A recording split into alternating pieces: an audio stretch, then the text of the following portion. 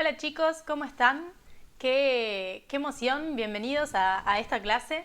Estoy muy contenta de estar acá con ustedes y poder hablar de este tema que es tan importante como son los retos o desafíos que atraviesan los gestores, contadores o administradores de empresas en este año 2021.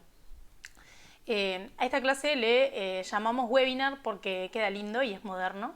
Y bueno, y es una clase que está grabada porque lo hicimos de esta manera para poder optimizar el tema tiempos y que poder darles el material como lo más escueto, resumido posible para que no se pierda demasiado tiempo.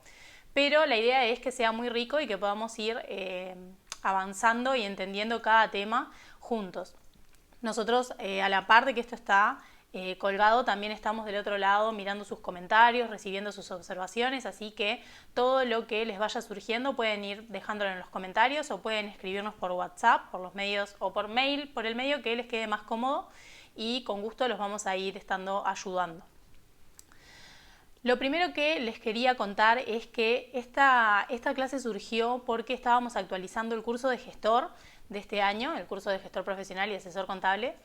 Y bueno, y se nos ocurrió esta idea de que podríamos hacer una clase general en la que contemos todos los cambios que fueron surgiendo desde el año pasado hasta aquí, por lo menos los cambios que nos afectan más en la profesión, tanto sea por la pandemia como por el cambio de gobierno. Se dieron muchas cosas que son importantes y que nos cambian el trabajo del día a día. Entonces, por esas razones que estamos aquí hoy con todos ustedes. Muchos de ustedes ya me conocen, yo estuve mirando la lista de inscriptos, hay muchos que ya son alumnos de ABC, otros no son alumnos pero han participado en unos talleres y demás, y hay gente que ya sigue nuestro contenido desde hace mucho tiempo, entonces ya me conocen, pero igual les voy a contar un poquito más que nada para los que no me conocen.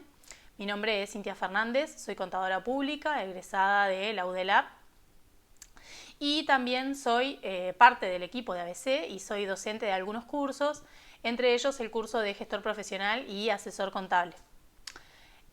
Algo que seguramente muchos no sepan es que de un tiempo acá nosotros desde ABC Empresario empezamos a trabajar lo que es la gestoría mismo y asesoramiento contable profesional para empresas bajo el nombre de ABC Consultores.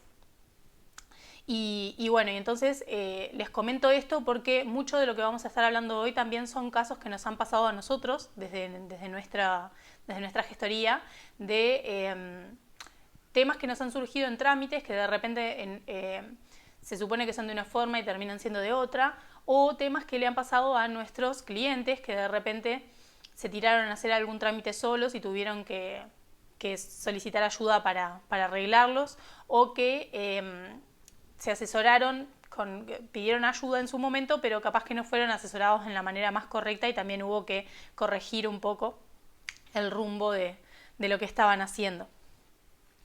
Es muy importante, no voy a extenderme mucho en esto, pero sí es muy importante que entiendan que para mí particularmente hacer gestoría no es simplemente saber cómo hacer los trámites, sino también saber asesorar a la persona, saber acompañarlo en el proceso y que pueda tomar una buena decisión. Lo van a ver a medida que vayamos avanzando, pero pasa mucho de que la persona, de que las personas que hacen gestoría no saben asesorar, y entonces el cliente comete errores por falta de información, viene y te pide algo y vos sabés que ese algo, o deberías saber que ese algo no es lo correcto o no es lo que más le va a servir, y si no lo ayudás no está bueno. Entonces saber hacer trámites no es suficiente, se trata de saber también cuáles son las mejores decisiones y de ser una compañía y una ayuda para nuestros clientes. Bien, no me voy a extender más con ese tema. Algo que también saben las personas que ya han asistido a nuestros talleres o webinars o que ya son parte de algún curso es que siempre que hacemos este tipo de modalidad les tenemos algún regalo. Entonces, nada, los invito a que se queden a ver la clase completa, y en el proceso les voy a ir contando un poquito de qué se trata, y más sobre el final les tengo un regalo para hacer a todos los que lleguen hasta esa instancia. arranquemos con lo que es el programa. Básicamente la clase la vamos a dividir en subtemas. Vamos a hablar por un lado de lo que son las actualizaciones más importantes a nivel tributario, laboral y de aportación en el último tiempo, y entre ellos vamos a hablar de un decreto que salió hace menos de un mes, es algo que está muy fresquito y que me gusta poder compartirlo con ustedes para que vean también hasta qué punto tenemos actualizados los materiales. O sea, siempre que va surgiendo algo nuevo en el proceso se los vamos contando, así que bueno, también vamos a estar hablando de eso. Eso en principio, y después vamos a pasar a hablar de lo que son los trámites más solicitados y algunos piques de profesional a profesional para que puedan tener en cuenta a la hora de hacer trámites. Bien, tomando en cuenta que entre ustedes hay personas que ya se dedican a hacer gestoría, que tienen experiencia, hay profesionales y también hay personas que todavía no hacen gestoría, capaz que algunas de las cosas que les voy a ir comentando les voy a ir como poniendo un poco en contexto, explicándoles brevemente un pie para que tengan una idea de qué es lo que estamos hablando a nivel de tipos de aportación o de tipos de tributación. Para los que ya tienen experiencia capaz que se les hace un poquito masa, pero no va a ser muy extenso y es para poder nivelar un poco y que puedan entender todos el tema del que estamos hablando. El primer tema que vamos a hablar, que es uno de los temas que ha hecho más ruido, es el tema de los cambios tributarios para las pequeñas empresas. Y es que las pequeñas empresas se vieron fuertemente afectadas por la situación del país, y eso motivó a que realmente se buscara paliar de diferentes maneras y se buscara hacer cambios que ayudaran a que las empresas puedan continuar y no tengan que cerrar por la situación del país justamente. Entonces, para entrar en contexto, como les decía, y para poder ayudar al que no tiene tanta noción, voy a tomarme solo 5 minutitos para hablar de a qué nos referimos cuando hablamos de pequeña empresa. Si alguno ve que me estoy quedando corta con alguna cosa, también lo puede dejar en los comentarios para poder ayudar a los compañeros con menos información. Básicamente, cuando hablamos de pequeña empresa, no es que estemos hablando simplemente en un concepto amplio de una empresa pequeña, sino que estamos hablando de una clasificación que hace DGI, que le da como que la empresa tiene que cumplir con ciertas condiciones para poder estar incluida en ese régimen. Básicamente estamos hablando de empresas de reducida dimensión económica, y otra forma de llamarles es empresas que están en el régimen de IVA mínimo. También se las puede mencionar como empresas del literal E. Digo por si capaz que lo han escuchado mencionar de esa forma y no tanto como pequeña empresa. Bien, cuando hablamos de reducida dimensión económica estamos hablando de algunas características que tiene que tener la empresa para poder estar considerada dentro de lo que es esta categoría.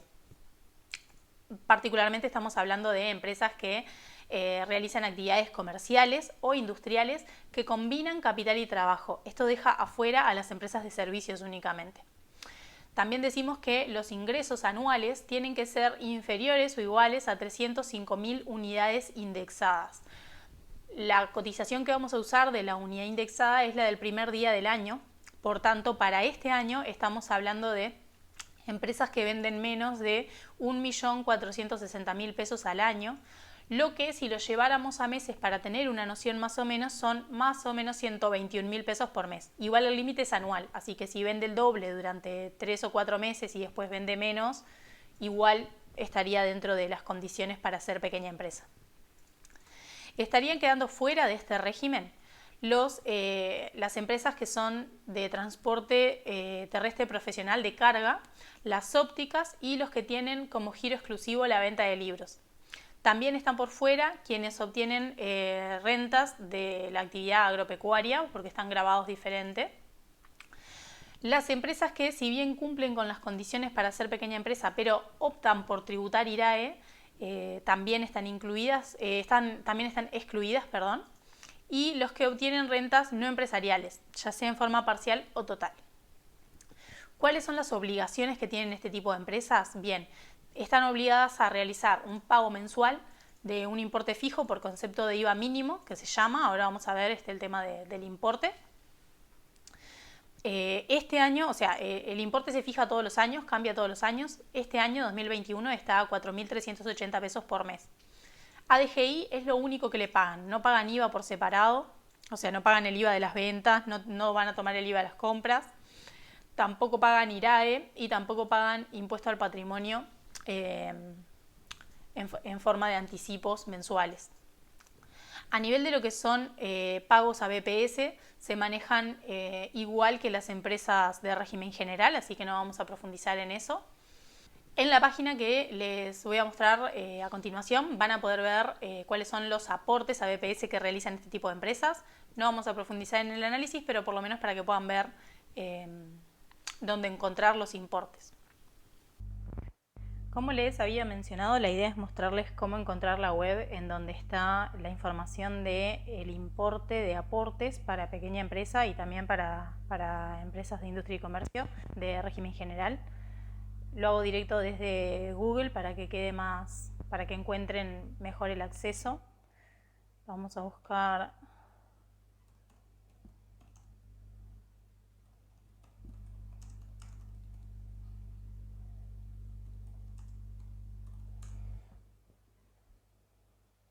aporte, industria y comercio, BPS.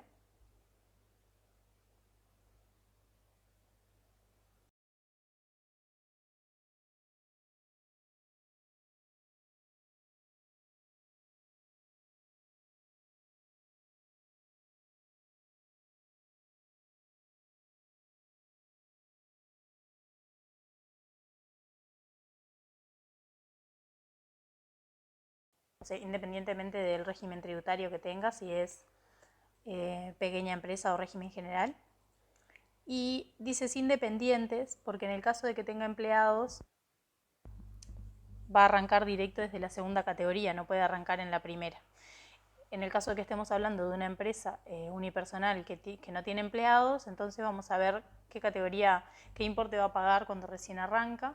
Venimos, vemos la primera categoría, el sueldo, el salario ficto son 11 bases fictas de contribución, que al valor de este año son 14.209 pesos, y entonces lo que va a pagar de BPS depende de si tiene cónyuge o no a cargo y si tiene hijos menores o no a cargo. Esto que tenemos acá es el seguro de salud que le va a corresponder. Entonces, en base a esa situación personal, vamos a tener cuánto aporta.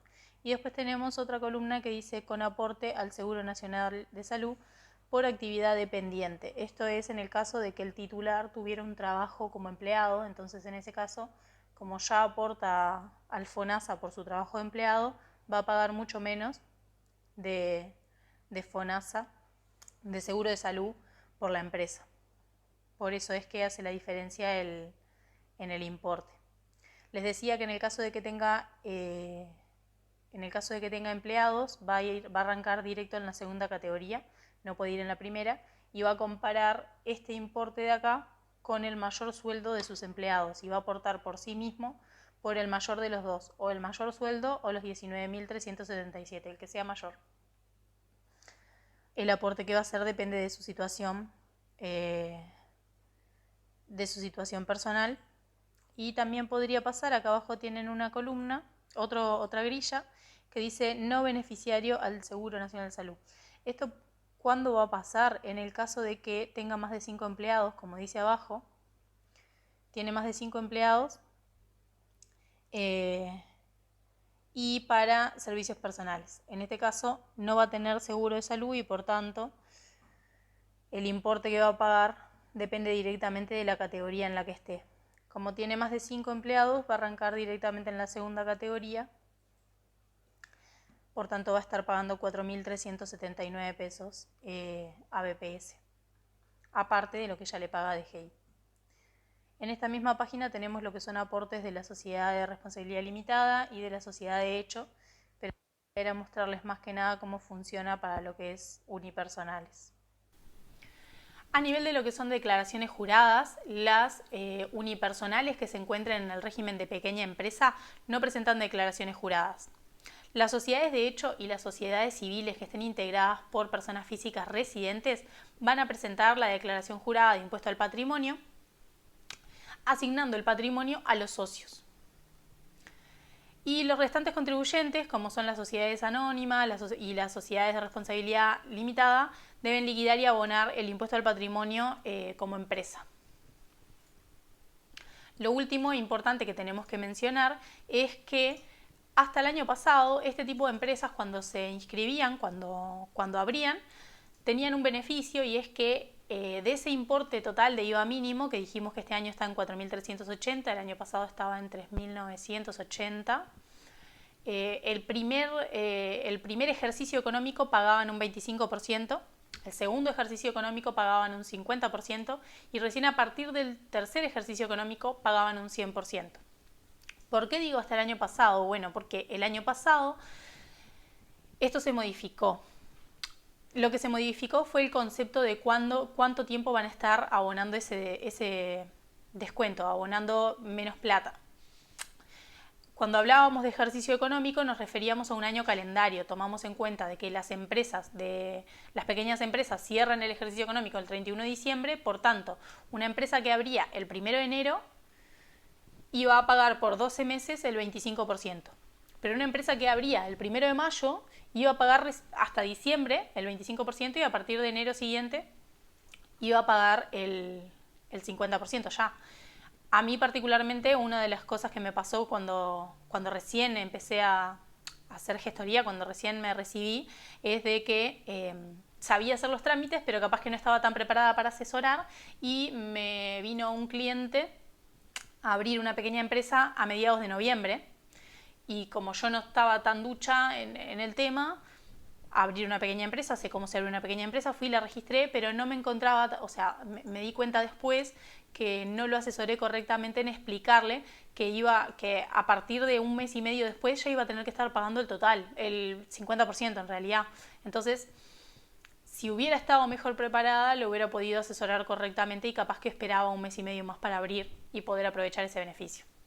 Bien, no me voy a extender más en eso. Lo que quiero decirles es que del año pasado hasta aquí, el cambio que se realizó es que ya no vamos a contar más como periodo para ese descuento el ejercicio económico, sino que vamos a tomar 12 meses a partir de la inscripción, para empresas que abrieron a partir de este año, ¿no? A partir del 2021. Entonces, una empresa que abrió en noviembre del 2020 pagó por noviembre y por diciembre el 25% del total, y en enero ya pagó el 50%.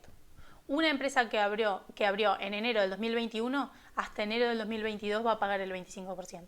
Y eso es una diferencia muy grande y muy importante. Hasta acá espero que vengan bien. Vamos a hacer igual un pequeño ejercicio, un ejemplo práctico para que esto le quede más visual, más práctico.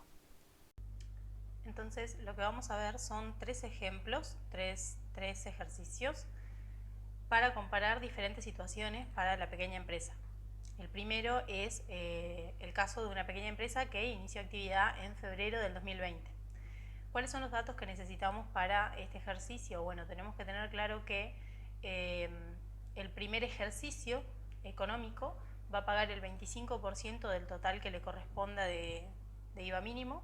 El segundo ejercicio va a pagar el 50%, y recién a partir del tercer ejercicio en adelante va a pagar el 100%. Para las pequeñas empresas, el cierre de ejercicio es el 31 de diciembre. Siempre no pueden elegir la fecha de cierre de ejercicio. Por tanto, va a pagar el 25% desde la apertura hasta el cierre hasta el 31 de diciembre del 2020, el 50% hasta el 31 de diciembre del 2021 y el 100% a partir del 31 de diciembre del 2022. ¿Cuáles son los valores de referencia que vamos a usar? Para el 2020 el IVA mínimo estaba en 3.980. Para el 2021, que es ahora, está a 4.380, y para el 2022 el supuesto que usamos es que aumenta un 10%, así que es 4.818, pero esto es un supuesto nuestro. Entonces, vamos acá a la grilla para saber cuánto le corresponde pagar. Este es el mes al que corresponde el pago, y este es el mes en que efectivamente se realiza el pago. Abrió en febrero de 2020, así que el pago de febrero lo va a realizar en marzo. ¿Y cuánto es? El 25% de 3.980. Lo mismo durante todo el ejercicio económico hasta diciembre del 2020, que lo paga en enero de 2021 y sigue pagando 995 pesos. Como ven, son 11 meses que estuvo pagando el 25%. A partir de enero de 2021, que paga en febrero de 2021, va a pagar el 50% de 4.380, que es lo que dijimos que es el IVA mínimo para el 2021. Entonces, ¿cuánto nos da esta cuenta? 2.190, y va a estar pagando desde enero a diciembre del 2021. Acá sí va a estar los 12 meses pagando el 50%. Y a partir de enero de 2022 ya estaría pagando el 100% del IVA mínimo, que habíamos supuesto que era 4.818. Ahora, ¿qué pasaría con este mismo caso, esta misma empresa, si en vez de iniciar actividad en febrero del 2020, hubiera iniciado actividad en octubre del 2020? Bien, partiendo de la base de que el 25, el 50 y el 100 son hasta el cierre del primer ejercicio, y el cierre de ejercicio siempre es el 31 de diciembre, va a pagar por octubre, por noviembre y por diciembre el 25% de 3.980, que dijimos que era el valor en el 2020. Y a partir de enero de 2021, pagando en febrero de 2021, ya es el 50% de los 4.380, que es el valor actual. Y acá sí está 12 meses pagando el 50%, pero el 25% solamente le duró 3 meses, y esto es lo que les contaba hoy que me pasó a mí con una apertura que realicé. Solo pudo aprovechar este beneficio durante 3 meses. El tercer caso que les quiero mostrar es un caso similar a este, pero que abre en 2021. Una pequeña empresa que inicia actividad en octubre del 2021. O sea que es lo mismo que el segundo ejercicio, que el segundo ejemplo, pero arrancando este año, en el 2021. ¿Qué es lo que cambió acá? Decíamos que el decreto nuevo lo que nos dice es que en vez de contar 25, 50 y 100 hasta cierre del ejercicio económico, lo vamos a contar por los 12 meses siguientes a que inició actividad. Así que si inició actividad en octubre del 2021, va a pagar por octubre, noviembre y diciembre el 25% de 4.380, que es el valor al 2021.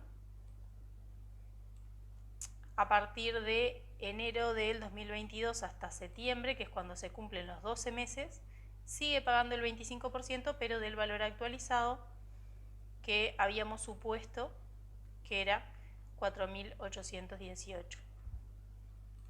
Esto es el 25% de 4.818. Después de octubre de 2022 en adelante va a pagar el 50% del valor que sea actual en ese momento de IVA mínimo.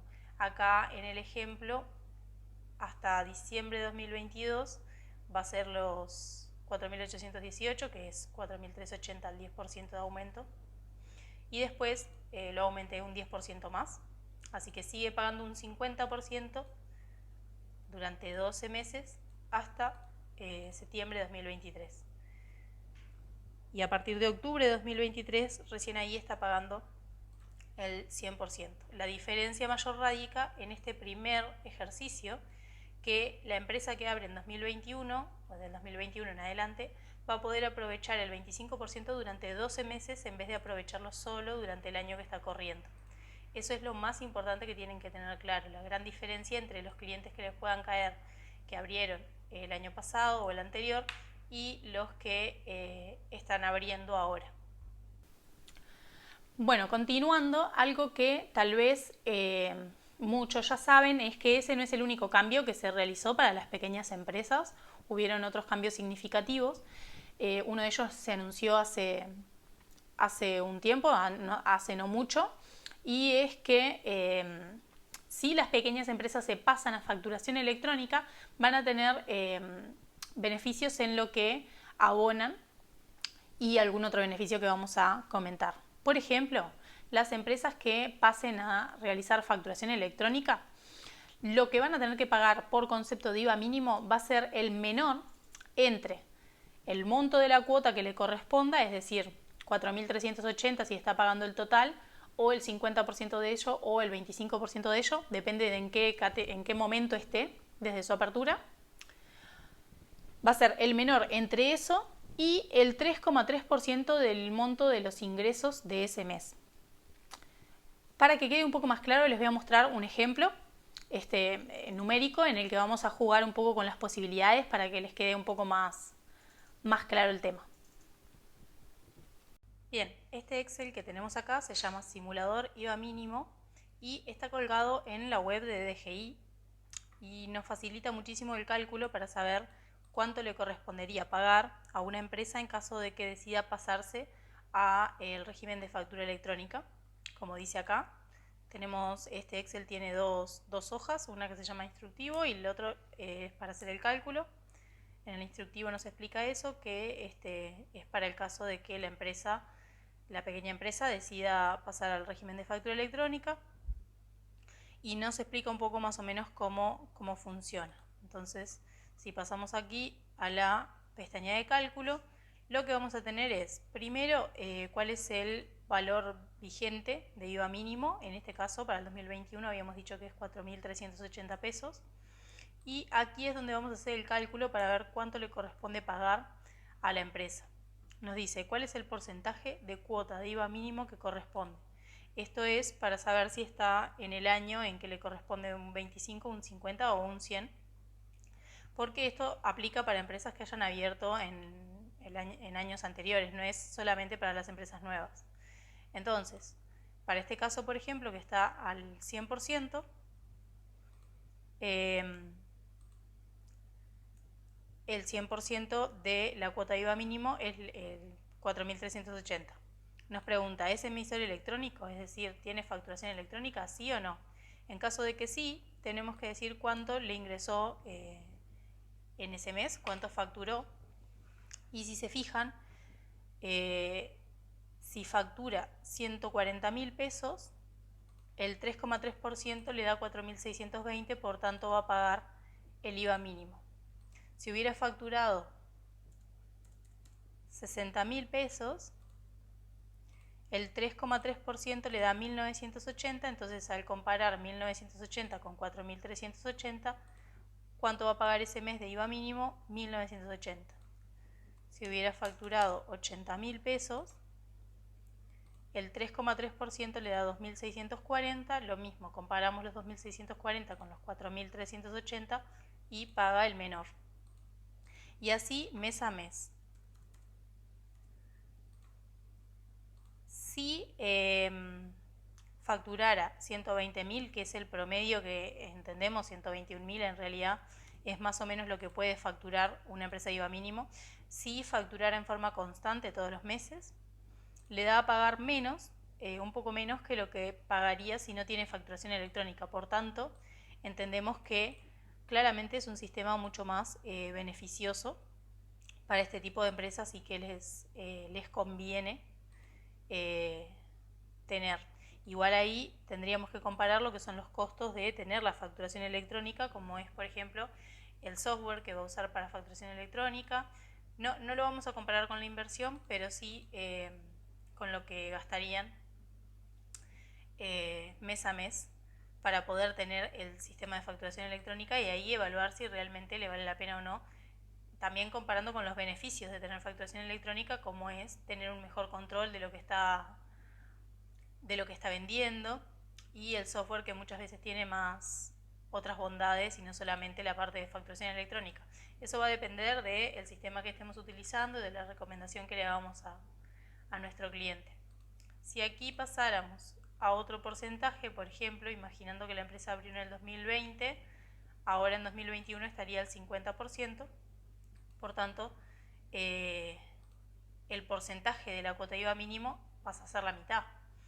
Así que estos 121.000 que habíamos puesto inicialmente, que le daban casi 4.000 pesos a pagar, al comparar los 4.000 con 2.190, va a pagar el mínimo, que es lo que le corresponde por la cuota IVA mínimo.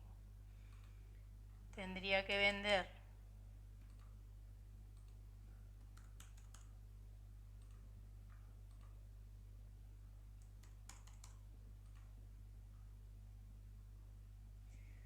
más o menos 65.000.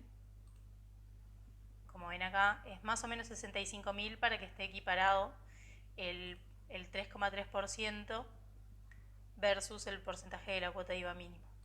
Ahí ya cambian un poco los números y termina siendo en muchos casos más beneficioso pagar directamente lo que le corresponde por IVA mínimo, y ahí analizar si es momento de pasar a facturación electrónica o no. Tal vez le conviene más esperar a estar en el 100% para que realmente haya una diferencia en lo que paga. Este Excel les va a venir muy cómodo si le tocaran una empresa de IVA mínimo que tiene facturación electrónica, para poder hacer este cálculo y ver cuánto es lo que le corresponde pagar. Les recomiendo que se lo descarguen y lo tengan a mano. Otro detalle no menor, que también es algo que se agrega como beneficio para las empresas las pequeñas empresas que venden con facturación electrónica, es que los clientes que compren los clientes que liquiden IRAE, es decir, los clientes que sean contribuyentes de IRAE, van a poder descontar las compras que le realizaron a pequeñas empresas de su liquidación de IRAE. ¿Qué quiere decir esto? Que cuando hacen sus declaraciones juradas no van a tener que excluir las compras que le hicieron a pequeñas empresas. Eso es un beneficio bastante grande, dado que muchas empresas más grandes no le compraban a pequeñas empresas porque esos gastos no se podían deducir de su liquidación de renta. Y ahora sí lo van a poder hacer. Siempre que se cumplan dos condiciones. Por un lado, obviamente que se haya hecho con facturación electrónica, y como segunda condición, que se haya pagado por transferencia electrónica. Con esas dos condiciones, cumpliendo esas dos condiciones, esa compra que realizó la empresa más grande puede deducirla de sus gastos, de su liquidación de IRAE.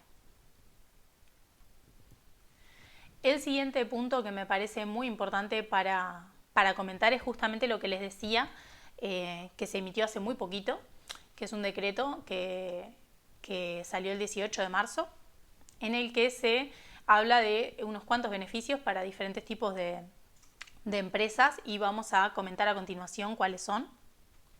Lo primero que vamos a comentar es respecto a lo que son empresas del monotributo. No voy a extenderme hablando sobre lo que son empresas de monotributo. Tienen en la web toda la información de las condiciones que tiene que cumplir una empresa para ser monotributista, pero algo que se agrega en este decreto es que las empresas monotributistas que abran a partir del 1 de enero del 2021 van a tener el mismo beneficio de reducción de la cuota que tienen las pequeñas empresas, es decir, que los primeros 12 meses van a abonar el 25%, los siguientes 12 meses van a abonar el 50% y recién al final van a estar pagando el 100%. Eso es un detalle muy importante, es un cambio bastante grande para incentivar justamente a que todos los trabajadores que están en forma informal, que están trabajando en negro, independientes, se sientan motivados a registrarse y que realmente puedan abonar lo que vale estar registrados y tener los beneficios que eso conlleva. Este beneficio que les comentaba es lo que está en el artículo 3 de este decreto, y algo más que nos aclara en este mismo artículo es que este beneficio no se puede sumar con algún otro beneficio que tengan los monotributistas en el pago. Por ejemplo, si la empresa quedaría amparada en lo que son los beneficios de buen pagador, cuando abre va a tener que elegir cuál de los dos beneficios va a tomar, si el de buen pagador o este de aportar el 25, el 50 y el 100. Lo siguiente que vamos a ver en este mismo decreto son los artículos 1 y 2, que hablan de una exoneración que quizá muchos ya sintieron en estos días, porque le llegó un mail a muchos contribuyentes en donde les explicaba que ya eran parte de esta exoneración de aportes de BPS. Es una exoneración del 50% de los aportes jubilatorios patronales a la Seguridad Social, devengados entre el 1 de enero y el 30 de junio de este año. Y nos dice que es para empresas que estén comprendidas en el régimen de industria y comercio y las entidades que han tenido en promedio en el año 2020 hasta 19 empleados dependientes, y que sus ingresos en el último ejercicio cerrado no superen las 10 millones de unidades indexadas. Luego, eso nos dice el artículo 1, luego el artículo 2 nos dice que también van a tener una exoneración del 50% los aportes jubilatorios patronales a la Seguridad Social que se devengan entre el 1 de abril y el 30 de junio de este año para empresas que no están comprendidas en el artículo 1, pero que realizan algunas de las actividades que están ahí en la lista, que las pueden ver. Por ejemplo, nos habla de transporte de escolares, cantinas escolares, servicios de organización y realización de fiestas y eventos, entre muchos otros grupos de actividad. Bíchenlo por ahí. Eso es importante y nos aclaran, en el decreto no lo dice, en el mail nos dice que tenemos que hacer un cambio en la forma, cuando presentamos la nómina, hay que cambiar un datito, lo tienen ahí en el mail a los que les haya llegado, para que se pueda tomar esta exoneración en los aportes patronales de los empleados. Otro punto que me parece muy importante mencionar de este decreto, si bien todo el decreto tiene mucho contenido importante, es el artículo 8, que nos dice: exonérase a los contribuyentes del impuesto a las rentas de las actividades económicas, que es el IRAE, cuyos ingresos brutos grabados en el último ejercicio cerrado previo a la vigencia de la presente ley, es decir, el ejercicio cerrado anterior a marzo, en general para las empresas chicas es el 31 de diciembre, estaríamos hablando de todo lo que fue la extensión del 2020, que en ese ejercicio 2020 no hayan superado las 915.000 UI de venta a la cotización vigente del cierre de ejercicio. Esas empresas van a estar exoneradas de realizar el pago mínimo de IRAE entre el 1 de enero del 2021 y el 30 de junio del 2021. No van a tener que hacer el anticipo mínimo. Nosotros intentamos comunicarnos con DGI para averiguar bien cómo afectaría esto después en las declaraciones juradas y no tuvimos respuesta. Básicamente el personal nos dijo que todavía no lo saben, así que en cuanto tengamos un poco más de información les vamos a transmitir. Pero lo importante es justamente que las empresas se van a estar ahorrando casi 6.000 pesos por mes de aporte mínimo de IRAE en el momento que son conscientes de que pueden aplicar esto. Entonces, está muy bueno que lo tengan presente para que lo puedan aplicar. Estos son los cambios que, a mi entender, son más importantes para lo que va a ser el desarrollo de nuestra actividad este año. Sin embargo, no son los únicos cambios que se dieron y les voy a mencionar ahora algunos cambios que también fueron importantes y que tal vez fueron más utilizados en lo que fue el año anterior, pero que nos van a ser importantes tener presentes este año para algunos trámites que nos van a ir surgiendo. Lo voy a profundizar un poco más adelante. En este momento lo que voy a hacer es listarles estos cambios para que los puedan tener presentes. Básicamente lo que estamos hablando es de que las pequeñas empresas podían pagar hasta en 6 cuotas el aporte de IVA mínimo de febrero, marzo, abril y mayo del 2020, comenzando a abonar a partir de mayo, o sea, diferían febrero, marzo y abril. Febrero y marzo lo podían extender a pagar a partir de mayo. Abril siempre se paga en mayo y mayo lo pagarían a partir de junio, pero lo podían ir pagando en 6 cuotas. Les voy a mostrar ahora un ejemplo, cuando terminemos esto, como un pequeño ejercicio práctico para que se pueda entender esto. Otro detalle, otro punto importante que se cambió para lo que eran las pequeñas empresas del año pasado es que el mes de cargo de agosto a diciembre el IVA mínimo solo se tenía que abonar si se habían realizado ventas. ¿Qué quiere decir? Que si en agosto no se vendió nada, en septiembre la empresa no tenía que pagar IVA mínimo. Y lo mismo en los diferentes meses hasta diciembre, hasta el mes de cargo diciembre, que pagarían en enero de este año. Si en diciembre no vendieron nada, en enero del 2021 no tenían que abonar IVA mínimo. Esto también va a estar incluido en la práctica que vamos a hacer ahora. Otro punto importante es el seguro de desempleo parcial que tantos dolores de cabeza nos dio y ahora se extendió hasta el 30 de junio de este año y que es algo que las empresas realmente están utilizando mucho, entonces es algo que tenemos que tener claro para el ejercicio de nuestra profesión. Sumémosle también a esto el subsidio por enfermedad para mayores de 65 años, que lo que busca es justamente que las personas mayores de 65 años tengan un subsidio y que no tengan que volver a trabajar hasta que no pase toda esta situación de pandemia, y ahora también está extendido, entonces es muy importante que tengan claro cómo se tramita. También hubieron cambios en la modalidad de pago de impuestos. Muy a grosso modo para comentarles, hasta el año pasado podíamos emitir los boletos de pago. De hecho, muchas empresas lo que hacían era tener los boletos de pago vacíos, impresos, y entonces los llenaban a mano y se presentaban en Habitat o Red Pagos a pagar. Ahora eso ya no se puede hacer, se tiene que emitir completo desde la web. Lo pueden pagar en Habitat y Red Pagos, pero tienen que haberlo emitido primero con todos los datos desde la página de DGI. Así que sustituimos el formulario 2901 por el 2908 para el pago de impuestos.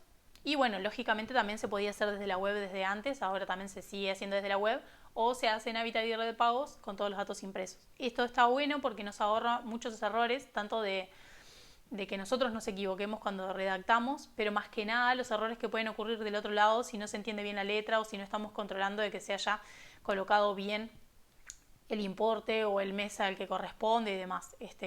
Al salir ya con todos los datos nos ahorramos ese tipo de errores. Bien, como cambio monstruoso y que a todos nos ha revolucionado mucho y que a nosotros también nos supuso un desafío grande de actualización del curso de gestor, porque había que actualizar muchísimo a nivel de trámites y gestiones, es que todos los trámites se están haciendo online.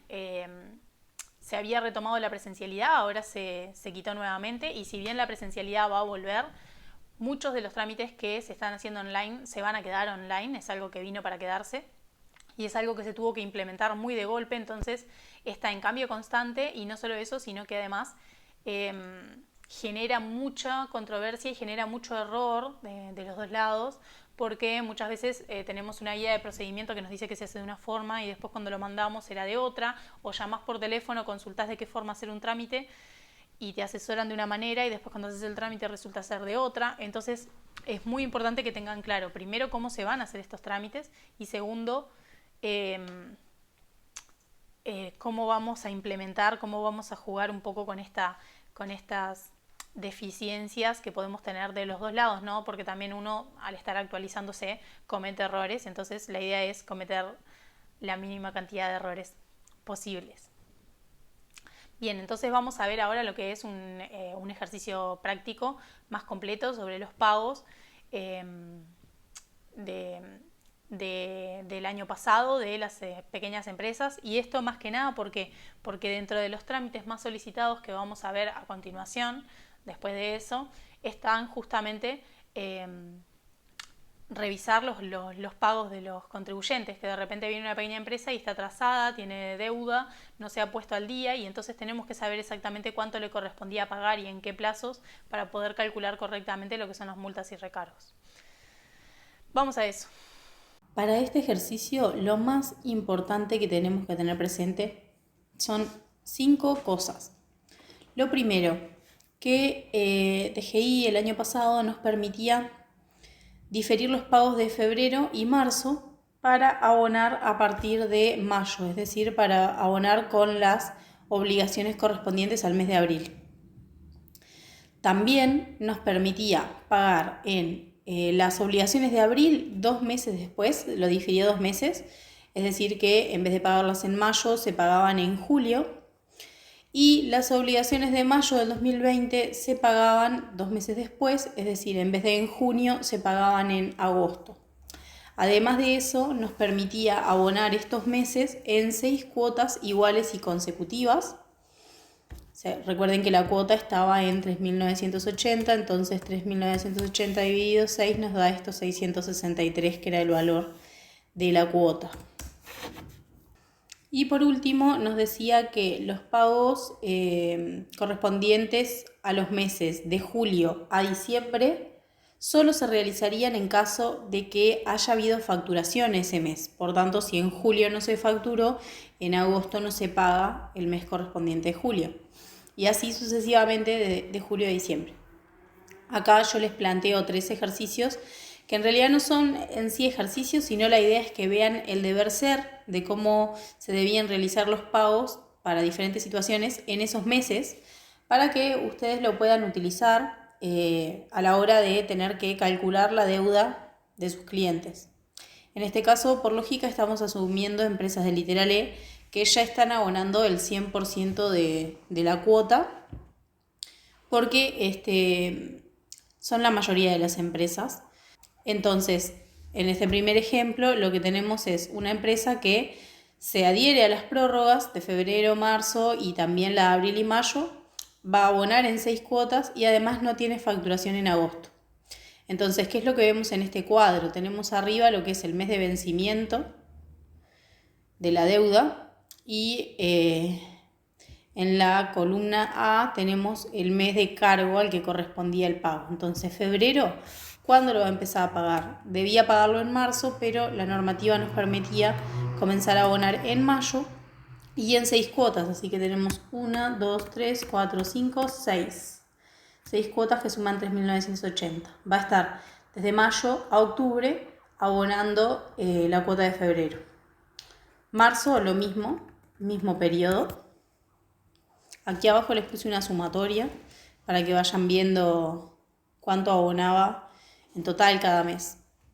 Después, lo que correspondía a abril, como tienen aquí, lo comenzaba a pagar en julio y 6 cuotas nos llevaba hasta diciembre. Y mayo del 2020 lo empieza a pagar en agosto hasta enero del 2021. Después, a partir del mes de cargo junio, ya tiene que pagar el total de la cuota de esos meses. Por tanto, en julio abonó 3.980, además de las 3 cuotas de febrero, marzo, abril. En total pagó casi 6.000 pesos. En agosto pagó 6.600 pesos porque pagó el mes de julio más 4 cuotas que venía manejando. En septiembre pagó las 4 cuotas que venía difiriendo, pero no tuvo que pagar el mes de agosto porque dijimos que en agosto no tuvo facturación.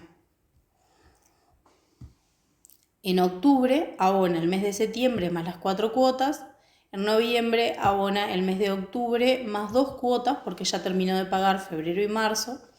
Y en diciembre abona noviembre más 2 cuotas porque ya sigue pagando abril y mayo. En enero paga solamente mayo más la cuota de diciembre. Este cuadro seguramente les pueda ser muy útil si les tocara una situación similar para tener una idea de cuánto debía pagar, más que nada para saber si están al día. En este ejemplo 2 lo que hice fue, también tenemos esta prórroga de pagos de febrero, marzo, abril y mayo y la facturación que les falta, o sea, no tuvo facturación ni en agosto ni en septiembre. En el ejercicio anterior era solo en agosto. Entonces, en este caso, si se fijan, los valores van a ser similares, salvo que en septiembre y en octubre no realiza pagos totales porque justamente en agosto no hubo facturación, entonces en septiembre no paga agosto y en septiembre no hubo facturación, así que en octubre no paga septiembre. Como tercer ejemplo, lo que puse fue un caso en el que no se adhiere a la prórroga, tampoco paga en cuotas y no tiene facturación en septiembre. Este caso es un caso de una persona que pagó todos los meses correctamente y en octubre no hay pago, pero no hay pago porque en septiembre no hubo facturación. Estos casos son los que llevan mucho a confusión porque de repente cuando uno va a hacer el cálculo de multas y recargos se encuentra con que realizó bien todos los pagos, entonces si no tenemos presente que solo se pagaba en el caso de que se realicen ventas, de repente terminamos calculándole multas y recargos más el mes a una persona a la que no le correspondía. En el caso de que estuviéramos hablando de una persona que se encuentra abonando el 25% de la cuota o el 50% de la cuota, todos estos valores irían al 25 o al 50% para cada uno de estos ejercicios, ¿sí?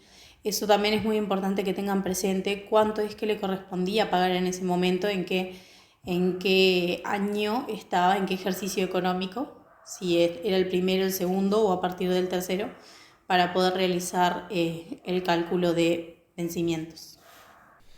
Y llegamos a la segunda parte, para muchos era la más importante, y es la parte de los trámites más solicitados en este 2021. ¿Para qué es lo que tenemos que estar más duchos? ¿Para qué tenemos que prepararnos? Porque es lo que más nos van a solicitar. Y acá hay que tener presente algo, y es que este año va a ser un año de transición, porque venimos de una depresión económica, o sea, de un problema como es el tema de la pandemia, pero también tenemos altas expectativas de que para mediados de año esto haya cambiado, y cuando se dé vuelta esta situación realmente va a ser un momento de mucha explosión económica, y para las empresas va a ser un cambio grande, y para nosotros, si estamos preparados para afrontar esa situación, realmente también va a ser una mejora muy grande. Entonces, nada, les voy a comentar cuáles son los trámites ahora sí más solicitados. A nivel de lo que son aperturas de empresa, algo que se va a mover muchísimo, que de hecho ya se está moviendo, son las aperturas del monotributo social MIDES y del monotributo común, las pequeñas empresas también. Y el régimen general no es algo que va a ser como una explosión muy grande, igual que los servicios personales, pero sí hay empresas que están cambiando de régimen porque ya les correspondía pasar de pequeña empresa a régimen general. Servicios personales hay siempre, entonces también es muy importante que lo tengan claro. Sí, para las empresas muy chicas también hubo cambios, más que nada porque el trámite del monotributo social antes se hacía sí o sí presencial, alguna cosa, ahora se hace todo online, entonces también está bueno que se actualicen al respecto. Respecto a lo que son modificaciones, las modificaciones de tributación son muy importantes, las modificaciones de giro también. Cuando hablamos de modificaciones de tributación, no me voy a extender con esto, pero como muchos ya saben, incluso capaz lo vieron en alguno de los videitos que hemos ido subiendo de informativos, las empresas siempre pueden crecer, es decir, una empresa que está en monotributo puede pasar a pequeña empresa o puede pasar a régimen general, una pequeña empresa puede pasar a régimen general, pero para poder bajar de régimen tienen que darse algunas condiciones. La primera y más importante es que ya haya estado abajo antes, es decir, un régimen general solo puede bajar a pequeña empresa si fue pequeña empresa al inicio. Y segunda condición importante es que hayan pasado por lo menos 3 años desde ese cambio, desde ese aumento de régimen de tributación. Y eso es algo que cometemos el error muchas veces de mal asesorar a nuestros clientes, sea porque quieren bajar y les decimos que sí y después nos damos cuenta que no, o sea porque quieren abrir una empresa y abren directamente grandes, y nosotros por falta de información los abrimos como te dicen, cumple con las condiciones para hacer régimen general, abro régimen general y chau, y le estamos perdiendo, le estamos quitando la posibilidad de poder ser chicos en algún momento. De eso les voy a contar un ejemplo de un casito que me pasó hace poco. Cuando hablamos de modificación de giro, es importante tener presente, y eso es algo que justo una alumna del curso anterior de gestor, del que terminó a fines del año pasado, me escribió hace un rato para consultarme, para asegurarme, entonces me acordé y dije, también lo voy a comentar. Y es que cuando una empresa unipersonal quiere abrir otra empresa, también unipersonal, no es una empresa nueva, es una ampliación de giro, va a tener un giro nuevo en la actividad que ella tiene, porque no puede, una sola persona no puede tener más de una empresa unipersonal, la empresa está relacionada con la persona, así que es una empresa con muchos giros, con muchos domicilios fiscales diferentes. A nivel de lo que se ve para afuera son empresas diferentes, pero tributariamente son la misma empresa que realiza diferentes tipos de actividad. Entonces eso es muy importante tenerlo bien fresco, tenerlo presente y saber cuáles son las diferencias que van a tener también a nivel de facturación, a nivel de registro, todo. Todo eso también está súper bien aclarado en lo que es el curso de gestor. Bien, las SAS, las empresas, las sociedades por acciones simplificadas, es algo que también está en revuelo y es algo que va a estar este año también muy, muy activo. Más que nada por las empresas que quieren transformarse a SAS. Algo que pasó es que hubo mucho revuelo con el tema de que solo las unipersonales podían transformarse a SAS, y eso no es real. Todas las empresas pueden transformarse a SaaS, pero hay que tener claro una cosa. Primero, que esa transformación es una transformación a nivel jurídico, ¿no? A nivel tributario, básicamente estamos cerrando una empresa y abriendo otra. Eso es muy importante de tener claro. No es que hice una modificación con el formulario 351 y pase de ser una sociedad de hecho o una unipersonal a una SaaS. No. Eso por un lado. Lo que era importante de marcar en este tema con lo de las unipersonales que pasan a SaaS es que hasta diciembre del año pasado podían hacer ese cierre y apertura nueva sin tener que pagar todo lo que son impuestos, porque ¿qué pasa? Cuando una empresa cierra y vas a abrir la SaaS, la empresa que cierra tiene que venderle todo el patrimonio a la SaaS. Entonces ahí se genera todo un tema de impuestos importante que como forma de incentivar a las empresas a pasar al régimen de SaaS, las unipersonales estaban exoneradas de eso y ahora ya no. Pero cualquier empresa, volviendo al punto, cualquier empresa puede pasar de su régimen actual a ser una SaaS. Entonces también es importante que sepamos cuáles son las condiciones de la SaaS, cómo nos afecta el tema registro, demás. Voy a comentarles algunos piques, algunas cosas puntuales para que tengan claras sobre la SaaS un poquito más adelante.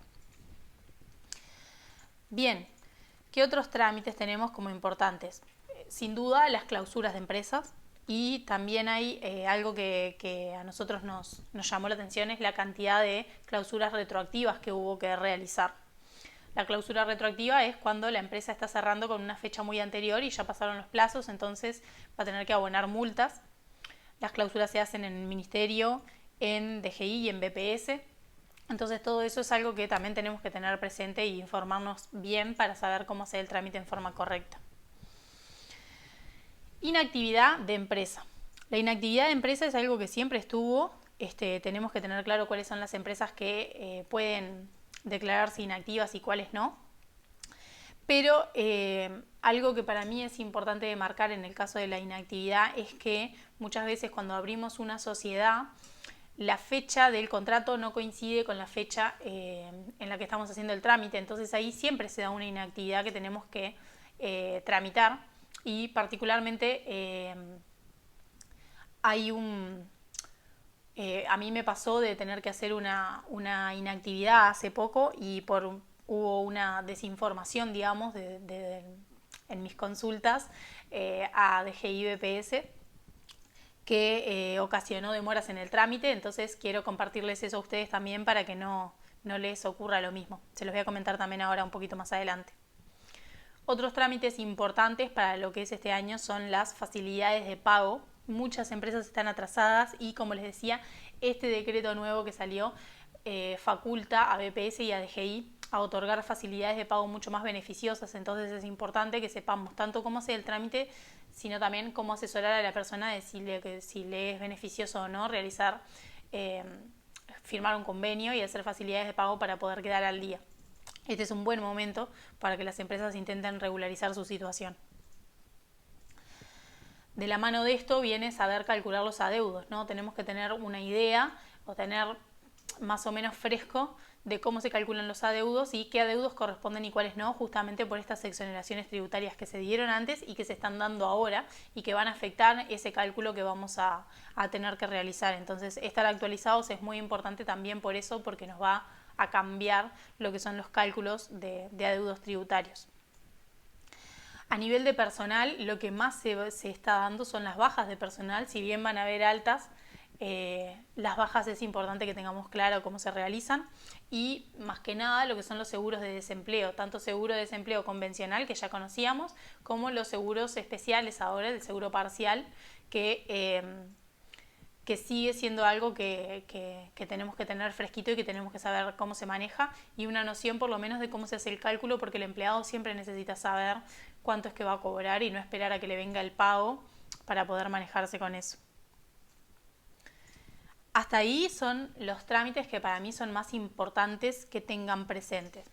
No vamos a profundizar aquí sobre cómo se realizan esos trámites, eso es algo que lo vemos en el curso de gestor. De hecho, hemos preparado con los ejemplos nuestros de gestoría, hemos ido documentando en video a modo de video técnico, que eso también es una mejora con respecto a lanzamientos anteriores, una cantidad de estos trámites para que ustedes tengan como más la visión práctica de cómo se realiza, con el paso a paso de cómo realizarlo.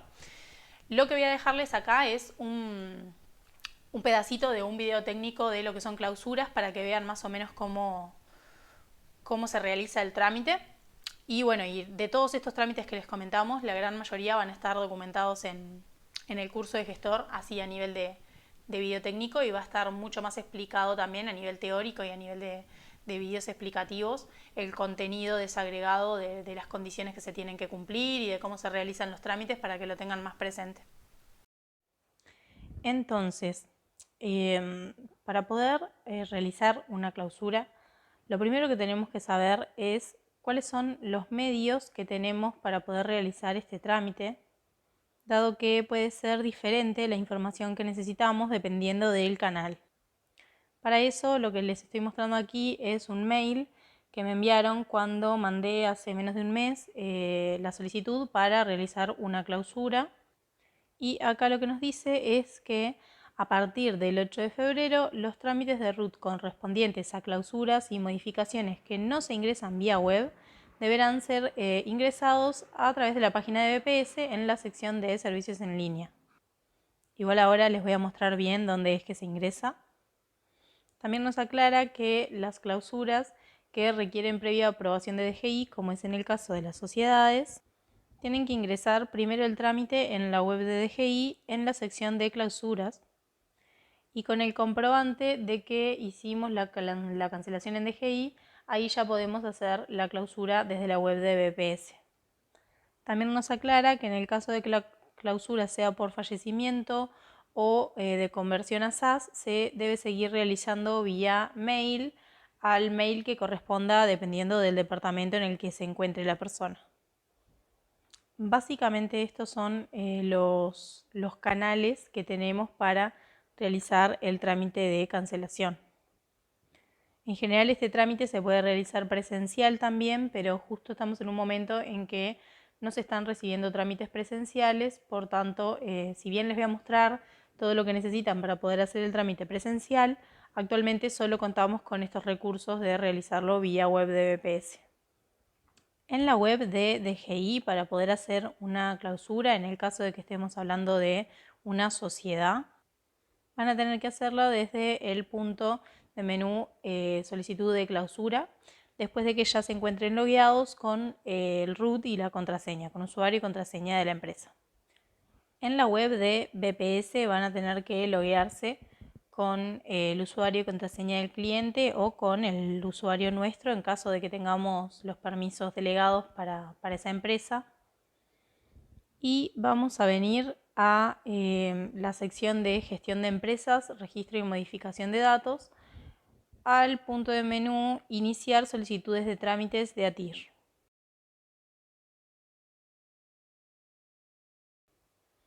En esta sección, si filtramos por clausura, tenemos la opción de clausura de contribuyente común BPS DGI.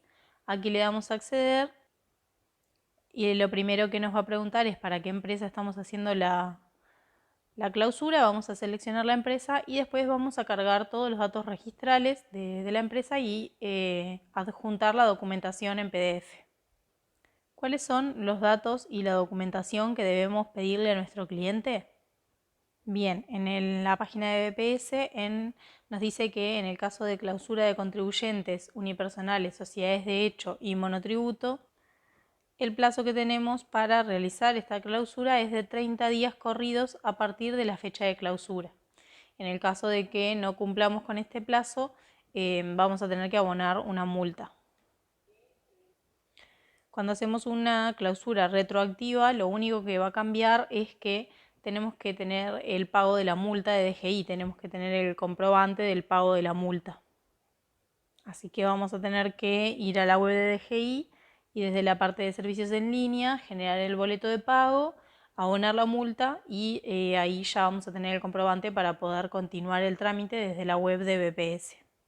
A mí particularmente lo que me pasó en esa clausura que les estaba comentando, que hice hace menos de un mes, es que la clausura no era retroactiva porque el trámite lo enviamos el mismo día número 30, desde de la fecha que correspondía el cierre, pero como en DGI lo levantaron en una fecha posterior, 2 días después, me cancelaron el trámite solicitando que adjunte el comprobante de pago de la multa, así que bueno, se realizó el pago de la multa, no lo quisimos pelear, se realizó el pago de la multa e iniciamos todo el trámite de nuevo y quedó en la brevedad ingresada. Por eso es importante que tengan presente el tema del plazo. ¿Cuáles son los requisitos? Bien, vamos a tener que presentar algunos formularios y la documentación que vamos a comentar a continuación. Dentro de los formularios tenemos que presentar primero el formulario 355, que es el de cancelación. Nos dice que va en 3 vías, pero en realidad si el trámite lo estamos haciendo online vamos a enviar una sola, con un timbre profesional. En el caso de que sea online no vamos a colocar el timbre, firmado por uno de los integrantes de la sociedad o patrón unipersonal. También nos solicita el formulario 453, que es el de inutilización de la documentación. Esto en el caso de que haya documentación, es decir, facturas de venta que hayan quedado sin utilizar. Ahí después en el curso completo vamos a ver un tutorial de cómo llenar cada uno de esos formularios. Pero básicamente en ese formulario lo que vamos a colocar es la documentación, las facturas que no se usaron y cuál fue la última utilizada. También hay que presentar el formulario 205, que es exclusivo de BPS, y ese lo vamos a presentar solamente cuando el titular de la empresa participa en alguna otra empresa, por ejemplo, tiene alguna sociedad. En ese caso tenemos que presentar el 205 para decirle a BPS por qué empresa va a seguir aportando esa persona, pero aplica solo en el caso de que haya múltiple empresa. Documentación requerida. Nos va a pedir primero el formulario de inscripción, que va a ser el 6351 en el caso de que el trámite de inscripción se haya hecho presencial, o el 6951 en caso de que se haya hecho por web, o en el caso de que no tengamos el 6351, vamos a sacar desde servicios en línea de DGI la copia, que es el 6951, que es lo que le llamamos la tarjeta de RUT. Constancia de impresión no utilizada en el caso de que corresponda. Esto es si se emitió una constancia de impresión, pero no se utilizó, la vamos a adjuntar. Original y fotocopia de la constancia de clausura del Ministerio de Trabajo. Esto es, en el caso, las empresas siempre, independientemente de que tengan personal o no, el primer paso de cancelación antes que BPS y DGI es hacer la clausura en el Ministerio de Trabajo. Este trámite se hace online desde la web de IDE Uruguay. Vamos a tener que tener un usuario de IDE Uruguay, que no tiene por qué ser un usuario a nombre del titular de la empresa, puede ser nuestro propio usuario desde donde vamos a hacer varios trámites. Y ahí hacemos la emisión de una constancia del Ministerio de Trabajo que dice que la empresa no tiene expedientes en trámite ni incumplimientos o multas pendientes. Ahí nos va a pedir, en el curso completo también tenemos un video tutorial completo de cómo llenar ese formulario online, pero básicamente nos va a pedir los datos registrales de la empresa, y en el caso de que la clausura no sea retroactiva, seguramente se emita en el momento o demore poco en emitirse la constancia de clausura. En el caso de que sea retroactiva hay que pagar la multa. Tengan en cuenta que retroactivo para el Ministerio de Trabajo son 60 días, no 30, así que de repente vamos a tener una clausura retroactiva en DGI BPS, pero que no tuvimos que pagar multa en el Ministerio. Luego de que tenemos ese comprobante ya podemos adjuntarlo junto con la demás documentación que nos está pidiendo DGI BPS. Después nos dice 2 fotocopias del documento de identidad del titular. En el caso de que el trámite sea online vamos a enviar una sola. Después nos dice si concurre un tercero a realizar el trámite debe presentar 2 fotocopias de su documento de identidad. Esto nosotros nunca enviamos, y eso es básicamente porque cuando hacemos el trámite online lo estamos haciendo desde el usuario del cliente, entonces no es necesario que validemos quién está haciendo el trámite. nos dice que si la causal es por fallecimiento, se debe presentar el certificado notarial estableciendo fecha de fallecimiento, datos y firma de los presuntos herederos, Si el trámite se realiza fuera de plazo, se debe adjuntar o presentar el comprobante de pago. Esto ya les había comentado, de la multa de DGI. También nos aclara que en el caso de contribuyentes rurales tenemos que presentar el R500. Y bueno, aquí abajo nos aclara la modalidad y lugar donde se realiza el trámite y nos dice que se realiza online desde la web de BPS en la opción de iniciar solicitudes de trámites de ATIR y que el trámite solo se realiza en forma online, es decir, que no hay una etapa presencial. Y en caso de que se haga el trámite presencial, bueno, como nos menciona ahí, vamos a ir a la dependencia que corresponda, siempre que esto ya esté habilitado. Y bueno, con toda esta información ya estamos preparados para poder realizar una clausura de empresa. Luego de que hayamos ingresado el trámite desde la web, nos va a llegar un mail primero de que recepcionaron el trámite y después a los días un mail de que quedó confirmada la cancelación o bueno, en su defecto nos va a llegar un mail de que el trámite fue rechazado y nos van a decir qué es lo que faltó o qué es lo que tenemos que hacer para poder realizar esa cancelación.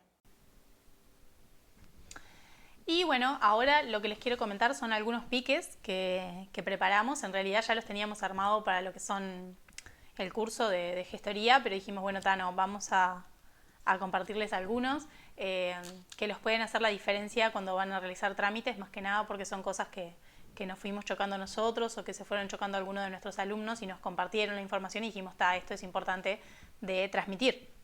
Entonces, lo primero que les quiero contar es sobre el tema de constitución de SAS. Algo que nos contaba una alumna es que fue a registrar una SAS y consultó porque era una SAS comprendida por 5 accionistas. Uno de los accionistas iba a ser el que iba a tener actividad y otro de los accionistas iba a ser el director. Entonces las consultas que realizó a DGI BPS fueron 2. Una, por un lado, era si el director tenía que tener aportes a la seguridad social o podía no tenerlos. Y a esa pregunta se le contestó que no necesariamente iba a tener aportes y le pusieron un código de aportación que correspondía justamente un código que no tendría aportes a la seguridad social para el director. Vínculo funcional de director, seguro de salud que no le correspondía aportes. Y después el socio con actividad, o sea, planteó a ver si esa posibilidad existía, le dijeron que sí. Entonces en el mismo se llenó un formulario 351 para el alta y un 352 con los datos de los socios, o sea, con los datos de los accionistas que notificaron en BPS que era correcto. Es decir, el accionista que era director y el accionista que iba a tener actividad en la empresa con su código de vínculo funcional correspondiente y demás. Lo que pasó fue que cuando ese trámite se completó, le notificaron, o sea, llegó un mail de que el trámite estaba terminado, se accedió con los datos del director a su cuenta de BPS para ver cómo había quedado el registro y ahí lo que nos comentaba esta alumna es que el director quedó con actividad, o sea, quedó con un vínculo funcional de director y seguro de salud 15, que es con aportación, sin hijos y sin cónyuge. Entonces, cuando reclamó eso, una persona diferente que le atendió por teléfono en BPS le comentó que tanto directores, administradores y representantes van a tener vínculo funcional con aportación siempre. Y por otro lado, algo que pasó es que el socio con actividad no figuraba en ningún lado y entonces cuando se consultó al respecto le dijeron que no existe socio con actividad para lo que es una SAS porque son accionistas. Entonces en ese caso el accionista con actividad tiene que registrarse, en realidad lo que pasó fue que cuando la persona consultó le dijeron que lo tenía que registrar como administrador.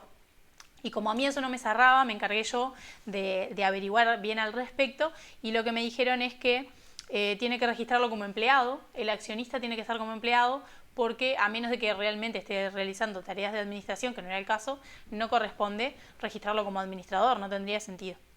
Así que básicamente lo que ocurrió con esta empresa es que hay aportación patronal por uno de los accionistas, que en realidad no realiza ninguna otra actividad que no sea firmar papeles, y quedó otro de los accionistas con actividad en la empresa, marcado como empleado, cuando en realidad, si esta información hubiera estado clara desde el inicio, el accionista que iba a tener actividad se hubiera registrado como representante y ya podía realizar actividad y también firmar los papeles, y se ahorraban a la otra persona, digamos, de alguna manera.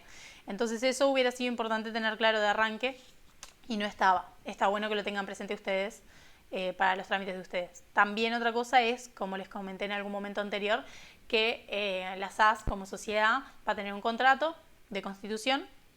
Este estatuto tiene una fecha de firmado, y en general esa fecha de firmado no coincide con la fecha en la que se hace el trámite efectivamente de inscripción. Entonces, algo que pasa es que BPS no toma en cuenta, ni DGI, la fecha que le hayan puesto de inscripción en el formulario, en el 351, sino que se queda con la fecha del estatuto, y por tanto ahí puede haber un plazo bastante grande, porque en el medio estuvo la inscripción en el Banco Central y todo, un plazo bastante grande entre que realmente se empieza a tener actividad con la fecha del estatuto. Por tanto, ahí hay que presentar un certificado de inactividad y mandar la inactividad de la empresa con un formulario 211. Y acá viene otro tema que me parece muy importante, y es que cuando yo consulté al respecto para poder marcar una inactividad para una SAS, por teléfono se me informó que para hacer el trámite tenía que mandar el formulario 211 con marca en inactividad y reinicio, para presentar un formulario solo, junto con el certificado de contador. Cuando mandé el trámite me lo devolvieron, rebotó, me devolvieron por mail que tenía que presentar 2 formularios 211, uno con la inactividad y otro con el reinicio. Y de ese tipo de desinformaciones hay muchísimos, y por eso está bueno que nos podamos compartir este tipo de información. En la comunidad de alumnos de ABC, que es un grupo exclusivo en Facebook, también vamos a ir comentando este tipo de cosas que nos van surgiendo a nivel de trámites, para que no se pisen ustedes, no repitan errores que les pueden ir surgiendo, nos pueden ir surgiendo a nosotros, o errores que le pueden ir surgiendo a nuestros clientes. Y está bueno que ustedes también, los que ya se inscribieron al curso, que son unos cuantos de los que están inscritos a esta clase también, vayan aprovechando esa instancia para enriquecerse y para compartir sus experiencias. Bien, además de las SAS, ¿qué más les iba a comentar? Los trámites en servicios en línea. Trámites en servicios en línea ya se podían hacer en BPS algunos, ahora se extendieron la cantidad de trámites que se pueden hacer directo desde la web de BPS, para que no se tengan que hacer por mail. Y también DGI anexó una sección en la que se pueden hacer trámites online, que se las voy a mostrar a continuación. En esta sección se pueden hacer una cantidad de trámites, pueden encontrar también instructivos ahí. Para mí, lo más importante y lo más urgente que estaría bueno que puedan realizar es que en el momento que hacen una apertura de empresa, o en el momento que ustedes captan un cliente nuevo, ya le hagan el registro para tener una clave con contrato, que es el contrato que hacemos también con Antel, para que le puedan cobrar los timbres en la factura de Antel, y de esa manera poder acceder a una cantidad de trámites que se realizan desde la web, como son las modificaciones de empresas, más que nada para que no tengan que hacer el trámite por mail, que tiene otras demoras y que sucede muchas veces de que no es recibido en la forma que nos quedaría más cómodo. Entonces, cuanto antes tengan ese contrato firmado, mejor. Eso es como una recomendación personal. Otra cosa que les iba a contar es de un caso que me pasó hace poco, de un cambio de domicilio fiscal. Era un cambio de giro y cambio de domicilio fiscal. Entonces también en un solo trámite había que hacer cambio de domicilio fiscal, cambio de giro y cambio de tributación, porque pasaba de pequeña empresa a régimen general. En la web de BPS, en la parte de servicios en línea, no había una opción que incluyera los 3 casos, porque la parte de tributación no estaba. Entonces había una opción que nos permitía hacer el trámite de cambio de domicilio y de cambio de giro, de actividad, pero no de cambio de tributación. Y por la web de DGI no lo podíamos hacer porque no tenía todavía la empresa firmado un contrato con Antel. Entonces había que hacerlo por mail. Lo mandamos por mail. Este trámite, que se supone que demora más o menos unas 48 horas, demoró 10 días. Ya nos estábamos volviendo locos porque pensamos que habría algo mal en el trámite. ¿Y qué ocurrió? Ocurrió que el registro en BPS quedó correcto, pero el registro en DGI quedó con la dirección mal. Quedaron las calles cambiadas. La calle principal quedó como esquina y la esquina quedó como calle principal.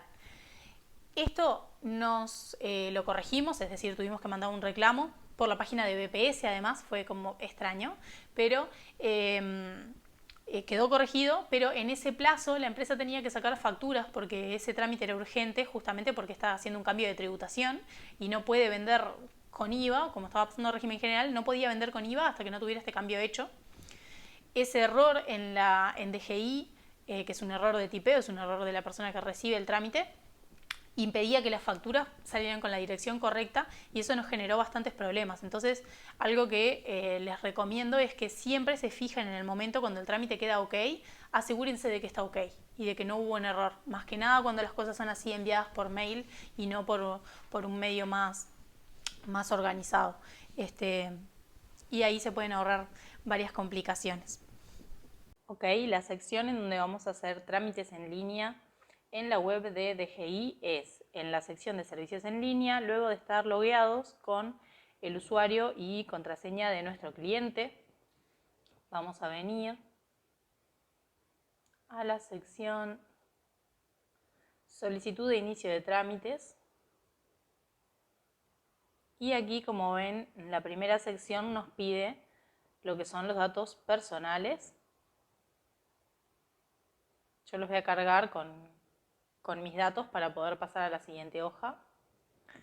Luego de que cargamos los datos y pasamos a la siguiente pestaña, nos pregunta la localidad en la que vamos a hacer el trámite y ya podemos seleccionar qué trámite y subtrámite vamos a hacer. Como pueden ver acá tenemos varios temas: cambio de imputación de pagos, certificados, comercio exterior, convenios, envío de declaraciones juradas, expediente administrativo, factura electrónica, gestión judicial de cobro, levantamiento de observaciones y RUT exclusivo de DGI.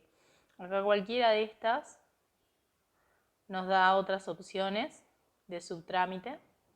Particularmente, si venimos a RUT exclusivo de DGI, en la sección de subtrámites tenemos, por ejemplo, los contratos web, que es a donde mandaríamos para el caso en el que estemos haciendo una alta de contrato de DGI, el contrato que hacemos con Antel para poder hacer trámites online.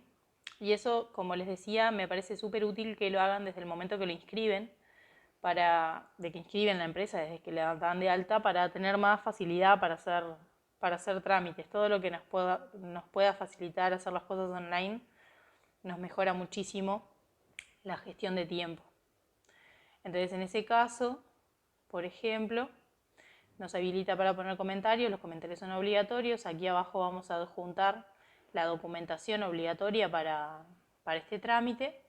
Si cliqueamos en requisitos, nos trae a una pestaña de DGI de preguntas frecuentes donde nos dice cuáles son los requisitos para realizar este trámite, por si no los teníamos presentes de antes, para que no nos falte nada.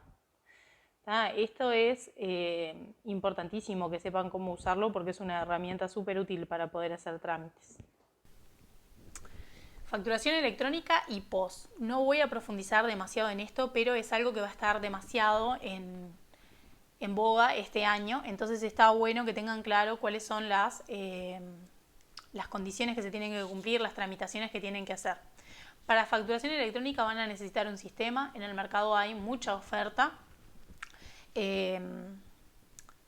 Está Memory, que lo deben de haber escuchado muchísimo, está GNS, hay otro tipo de empresas. Nosotros particularmente usamos GNS, pero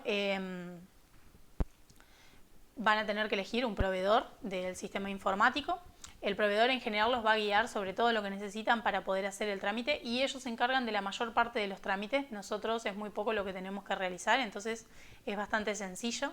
Sí, el tema de la venta con POS es diferente. ¿Por qué? Porque tenemos que comunicarnos tanto con la empresa proveedora del POS, que también hay varias empresas, nosotros trabajamos Geocom. Tienen que comunicarse tanto con el POS como con las diferentes tarjetas, con Visa, VisaNet, con First Data, que es Master. Van a tener que hablar con OCA y con todas las tarjetas que quieren utilizar y generar contratos con cada una de ellas. Algunas van a presenciar al local, otras no, para poder vender con tarjeta, y eso también es un laburito, es un trámite. Entonces está bueno que se vayan asesorando y que vayan averiguando bien cómo se hacen para que puedan optimizar los tiempos. Nosotros buscamos particularmente que nuestros clientes puedan venir un día a firmar la mayor cantidad de contratos posible y bueno, y coordinar los horarios ya directamente nosotros para que no tenga que perder demasiado tiempo en tomar decisiones, simplemente firmar los papeles y ya está. Y bueno, y eso es un servicio anexo que está muy bueno que puedan realizar para sus clientes, así como hacemos nosotros. Se los recomiendo que realmente averigüen al respecto para ahorrar el mayor tiempo posible a sus clientes. Bien, otro punto importante. Para lo que son cálculos de adeudos y demás, tengan ojo con el tema de lo que hablábamos. Para pequeñas empresas, tengan en cuenta lo que es los meses que no les correspondía pagar, así como los meses en los que se difirió el pago, para que no le vayan a calcular multas y recargos cuando no corresponde a una empresa. Eso es algo que realmente es importante que tengan presente, más que nada en estas empresas chicas. Créditos a favor.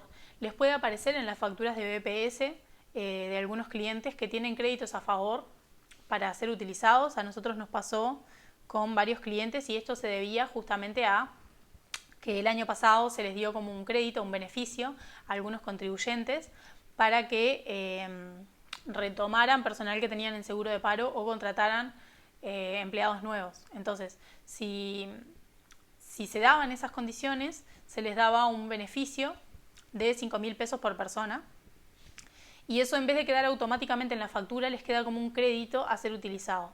En la factura les aparece una leyenda de que tienen créditos a favor, y cuando emiten una factura nueva tienen que poner uso de crédito y ahí se les descuenta del total. Si no, no se los descontaba, y muchas empresas perdieron la oportunidad de utilizar ese beneficio por no saber cómo hacerlo o por no prestarle atención a esa leyenda en la factura. Así que presten atención a las facturas de BPS, y si en algún momento les dice que tienen créditos a favor, emitan la factura de nuevo, marcando la opción en BPS de utilizar esos créditos a favor. Otro tema importante es las claves de DGI y de BPS. Siempre tengan las claves de DGI y de BPS de sus clientes. Si pueden tener la de BPS, va a ser importante siempre antes incluso de abrir las empresas. La de DGI antes no, va a ser en forma posterior de abrir la empresa, pero es importante que la saquen lo antes posible para ya quedarse tranquilos de que ya lo tienen. Los va a ayudar mucho a nivel de trámites, y si es posible sacar una clave con contrato, que es como les comentaba, la clave con Antel, mejor. En el curso van a tener el video de cómo se hace, pero en todo caso igual pueden buscar información, pueden asesorarse, llamar a DGI y encontrar la forma de realizarlo. Ojo con los plazos de DGI y de BPS. Acá quiero hacerles una mención, y es que me pasó de realizar un trámite de apertura que tenía fecha 20 de un mes, creo que fue el mes pasado, en febrero, fecha 20 de febrero, y el mismo 20 fue que enviamos los datos para la apertura de la empresa, y el 22 nos rebota el trámite diciendo que teníamos que mandar junto con el trámite el formulario, el pago de la multa por abrir fuera de fecha. ¿Y esto por qué? Porque estaban tomando la fecha en la que están levantando el trámite y no la fecha en la que yo les había mandado realmente el formulario, que coincidía con el formulario. Es decir, yo puse 20 de febrero en el formulario y estaba enviándolo el 20 de febrero. Estaba cumpliendo con los plazos, pero si ellos lo levantaron el 21 o el 22, ya es un tema de ellos. Ahora, podía perder tiempo intentando reclamar eso, o podía tomar en cuenta que puedo hacer el trámite hasta 10 días antes, cuando lo realizo por mail, cuando la apertura se está haciendo por mail. Entonces lo que hice fue volver a mandarla con fecha 25 y entonces ahí le daba como unos días más para que entre los tiempos de ellos la empresa quedara abierta con la fecha correcta y en efecto fue lo que ocurrió, así que les recomiendo tener eso en cuenta, los plazos en cuenta para no cometer errores o para no tener que comerse alguna multa. También nos pasó en el caso de una clausura, hicimos una clausura, para mí ya tenía presente de que esto podía pasar, entonces le aclaré al cliente que tenía que pagar multa de DGI y de BPS porque era una clausura retroactiva fuera de fecha. La verdad es que estábamos exactamente a los 30 días, entonces todavía estaba en fecha. El problema fue que justamente DGI y BPS lo levantaron 2 días después, entonces me exigieron la multa y bueno, se mandó todo de nuevo con el pago de la multa, pero en realidad el trámite lo hicimos en fecha, entonces tengan eso en cuenta para evitar problemas, más que nada por un tema de agilización, porque tal vez si se reclama se obtiene el beneficio de que no les cobren esa multa, pero eso llevaría más tiempo y a veces el cliente lo que está es apurado. Entonces tengan en cuenta que más o menos va a demorar 1 o 2 días en que les levanten el trámite y entonces jueguen con eso a la hora de ver los plazos. A nivel de piques, eso es todo lo que les voy a comentar, pero como lo prometido es deuda, ha llegado el momento de hablarles de cuál es el regalo que tengo para ustedes. Entonces, lo que quería comentarles es lo siguiente. Como muchos saben, los que participaron de la beca, del sorteo de beca, tenían un beneficio del 25% de descuento en su inscripción en el curso de gestor. Este beneficio termina hoy, para los que están viendo la clase hoy, que debería ser 5 de abril. Les quedan unas horas con el beneficio del 25% y ahí ya termina y es el último beneficio del 25% que tenemos, pero queríamos darle a todos los que participaron de esta clase 2 beneficios más. Por un lado, decirles que van a tener un 15% de descuento en su inscripción al contado y un 10% en su inscripción a crédito, pero el beneficio que van a tener ustedes que no va a tener la gente que no participó de esta clase es el acceso a los cursos bono. Nos quedan solamente 15 cupos con acceso a cursos bono y están volcados exclusivamente para personas que participaron de esta clase. Para poder acceder a ellos van a tener que registrarse en el link que tienen en la descripción, porque si se registran por la página oficial no tienen el beneficio de los cursos bono ni el beneficio del descuento. Lo que quiero mostrarles es cómo se ve para los que tienen un poco de dudas sobre el curso, los que ya son alumnos o los que ya fueron alumnos, si quieren ir comentando en los comentarios, contarles un poco sobre eso a los demás, sería genial como para sacarles alguna duda más que nada de cómo es el tema del curso online y demás, pero yo les voy a mostrar ahora cómo funciona la plataforma y cómo es el tema de accesos para que vean cómo se ve el curso y cómo se realiza el curso. Esta es la plataforma en la que tenemos los cursos, nuestros cursos, es cursos.avesempresario.com. En esta plataforma, si vamos a la sección de cursos, lo que les voy a mostrar es el curso de gestor profesional del lanzamiento anterior.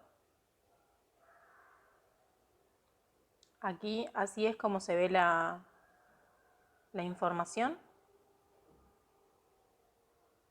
Hay algunos videos que tienen vista previa accesible. Y después los materiales se dividen por módulo y por subtema, como si fuera un índice. Si cliqueamos en cualquiera,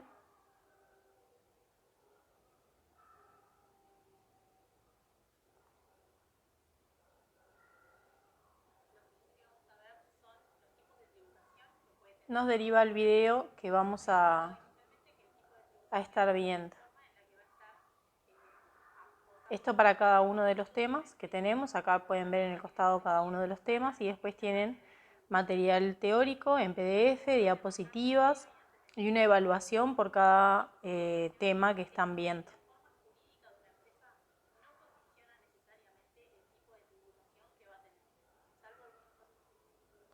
Es súper cómoda, súper accesible y les va haciendo una marquita en los videos que ya vieron. para que puedan ir haciendo un seguimiento. Nosotros vamos a ir cargando cada lunes información nueva, que se va a ir adicionando a la información que ya van teniendo cargada. Como les decía, esto es el lanzamiento anterior, así que esto no es lo que ustedes van a estar viendo, pero son más o menos los mismos temas, con algunos nuevos que fuimos agregando.